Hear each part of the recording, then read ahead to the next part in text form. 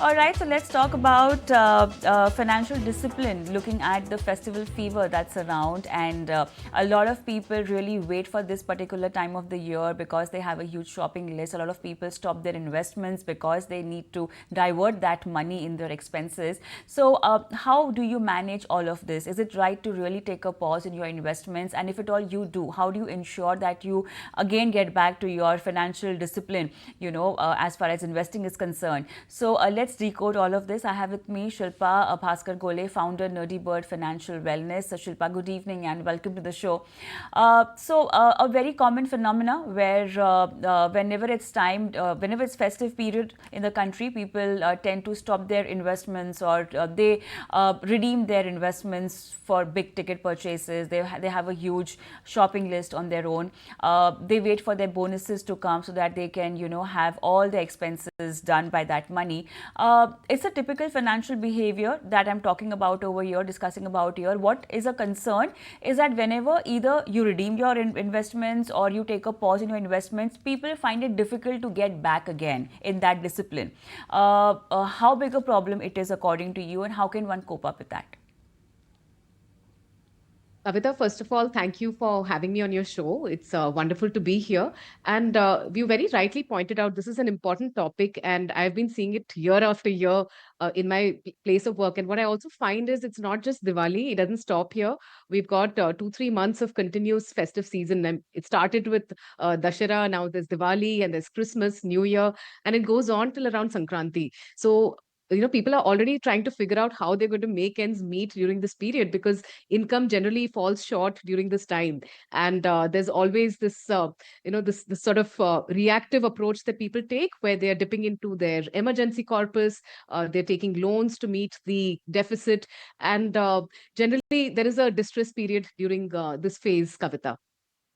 All right. So, what all do we need to avoid?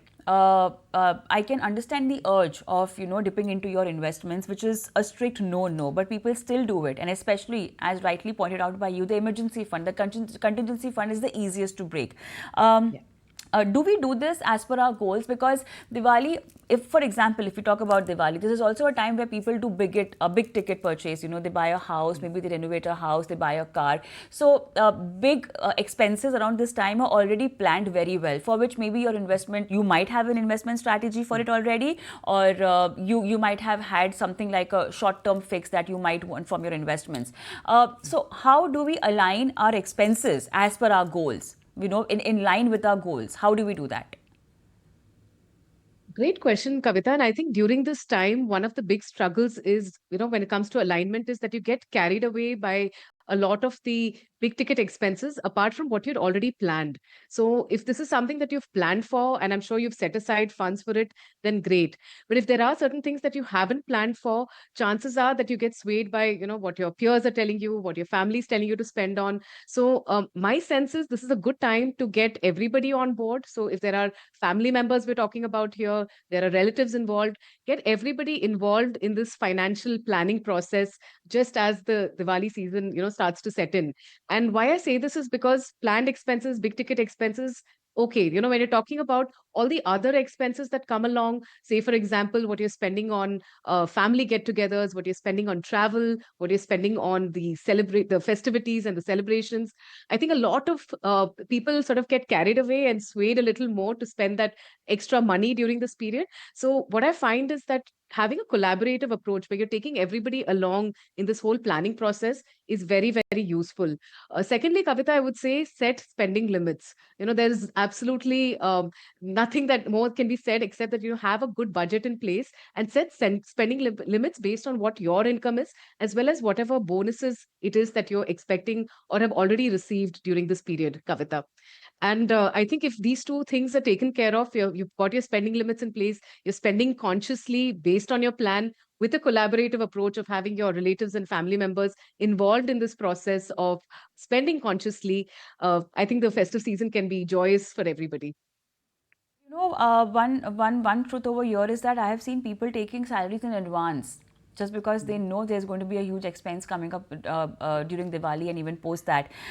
So how do we tackle getting back to the investments again? I think that's a bigger question, because what happens is, if you're talking about 3-4 months of expenses, and it's very easy for someone to fall into this trap of just, earning and then just spending it, and that spending, according to them, is doing the right thing because that's the need of the hour.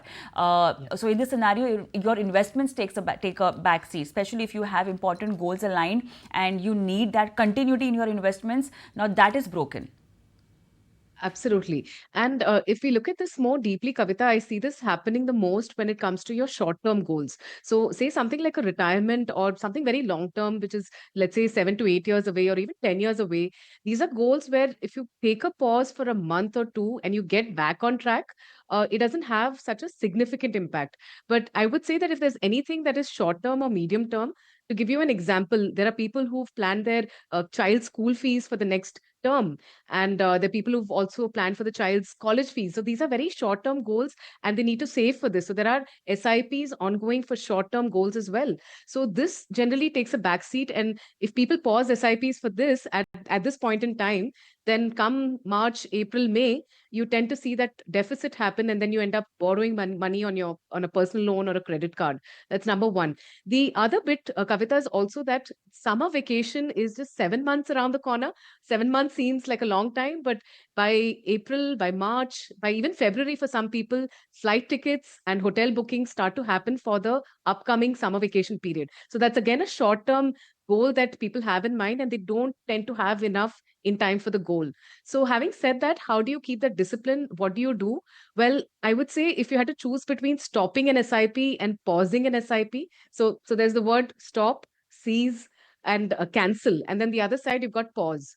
So when you pause an SIP, you're committing to yourself that you will get that discipline back after, let's say, a month or max 2 months or 3 months. So this particular feature that mutual funds offer just ensure that you pause only for a temporary period, 1 month, 2 months, max 3 months. And then it ensures that the debit starts automatically again after the desired period that you've selected. So I feel like this is already a good way to get that discipline back, because you're just ensuring that you're committed that after whatever this short period is where you pause your SIPs, you're getting back on track, and the entire process starts again repeatedly versus stopping your SIPs completely. And secondly, I think it's very, very important that everybody has a plan in mind, because if you're very, very clear about your intention about how much you're going to need, let's say to pay out that school fees or the college education or your flight tickets and travel that you've planned for your summer vacation, then in that case, you're going in with a clarity on how much you need to be setting aside after the Diwali season is over, and you're making sure that you're setting aside larger sums so that you're aggressively able to, complete your goal as targeted, Kavita. I really want your help in helping our viewers understand this repayment of your expenses, because definitely people go overboard with swiping the credit card. You really need to have a repayment strategy. What would that be? Because that again should not be compromised with your investments. Absolutely. So I think another big problem, as you rightly pointed out, is people defaulting on their credit card repayments and personal loans, but also defaulting on things like their home loan EMIs. So this is a period where I would say, come what may, okay, you pause your SIPs.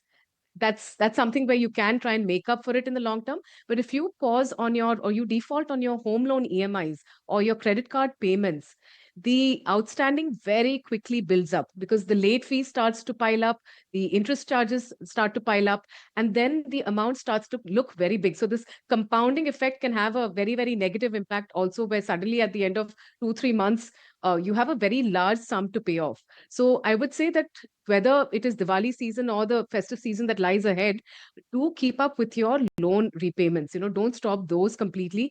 In your budget, make sure that you are setting aside something for your home loan EMIs as well as your credit card and personal loan repayments, Kavita.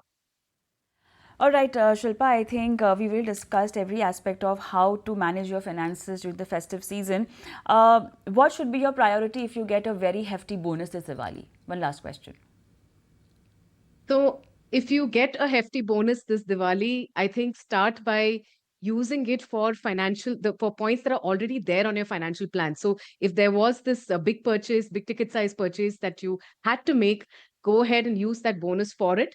Hopefully, that would mean that your salary continues to be set aside for more important things like paying off your SIPs and your EMIs and your recurring important expenses. So let's hope that the bonus is what you use to spend on your festive expenses vis-a-vis your regular salary.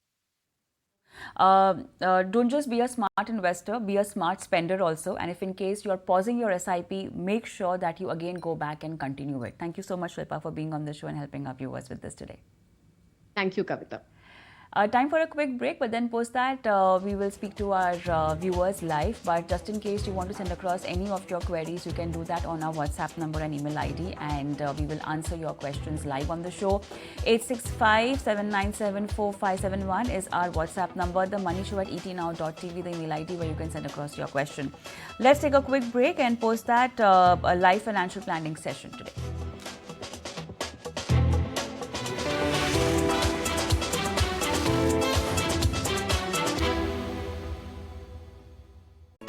If you like this video, then like, share and subscribe to ET Now.